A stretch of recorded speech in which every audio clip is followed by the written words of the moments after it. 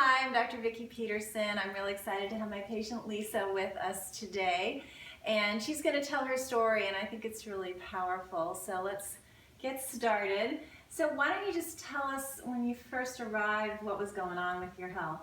Wow, okay. Well, I had a hard time walking.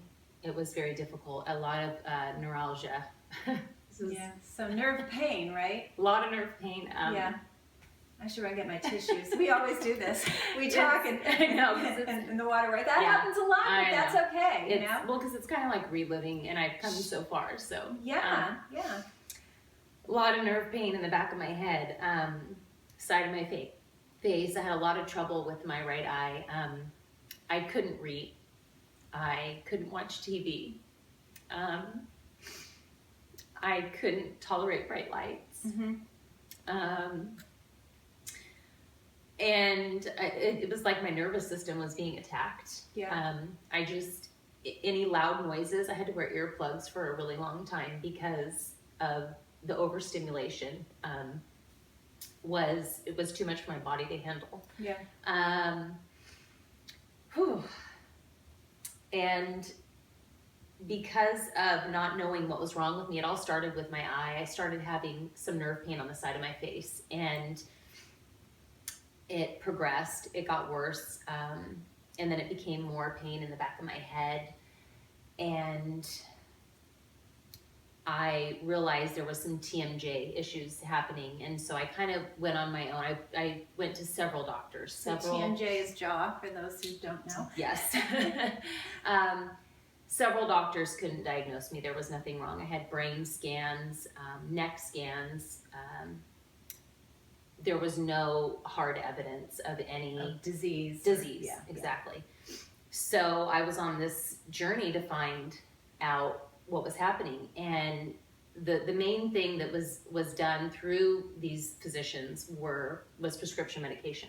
It was just, here, take this drug, try it, see how you feel. And of course I did.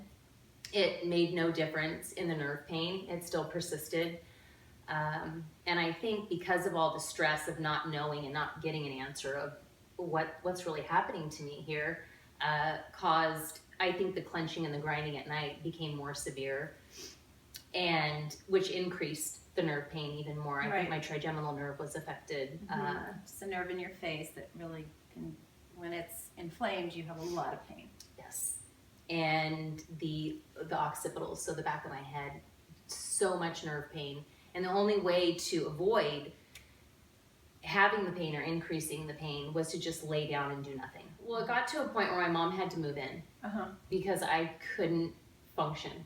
I was disabled. I had, because the pain was so severe, I had to go on a liquid diet because chewing caused so much nerve pain in my face. Went on a liquid diet. I lost a tremendous amount of weight really quickly. And I couldn't fathom chewing or eating because of the pain. Sure. And I just my body just kind of atrophied. I lost weight. I couldn't physically do anything because my eye, I mean, just imagine, I was super active before all of this. I was a runner. I am a runner. I love yoga. And I did all those things. I mean, I was going a mile a minute with my 3 kids, just what we normally do every day. And to be laid out on a couch restricted by so much pain and discomfort that it changes you. You know, it was very difficult to accept. So after all these doctors that I went to, and I mean, I saw neurologists, I saw ENTs, I went to a primary care, I went to my OB finally, and I had my normal checkup, and she saw the state that I was in, and I said, I can't get an answer. She said, something's definitely wrong with you. And it was the most interesting part to me was that going to these different physicians, you think doctors are out there to help you, and they are. They are there to help you. But nobody really wanted to listen to my story and know where I came in this state that I was in, which was not good. Yeah. and it was almost like I was depressed, of course, which I was, but it was, that wasn't the root problem. that wasn't the root problem. That was secondary to something has physically happened to me, and now I'm depressed. Of course, yeah. Help me find what it is, and trying to get a doctor to listen and not prescribe me another pill, right, just to mask it. Yeah. Oh, it was so frustrating. And how did you find out about Health Now? I don't even know. Okay, my OB, who's amazing. Okay. I went to her and I said, I don't know what to do. Something's definitely wrong. And she says, she delivered all 3 of my children. She's awesome. So she knew, she knew me. Yeah. She knew me. Mm-hmm. She knew just everything. What you normally like. Yes. Yeah. And she said, something's definitely wrong. And go to Health Now. They change people's lives. So I know we found you sensitive to gluten in your diet and dairy, which was a big thing. Yeah. And then, of course, we've been doing a lot of physical therapy and chiropractic, and that's what we do. We specialize in getting to the root cause of the problem, and very often it's a multifactorial approach. So it's the nutritional end and the dietary end and the physical end, and you were a classic example of really needing all of that and that all working together, and you're doing so great. I also had H. pylori.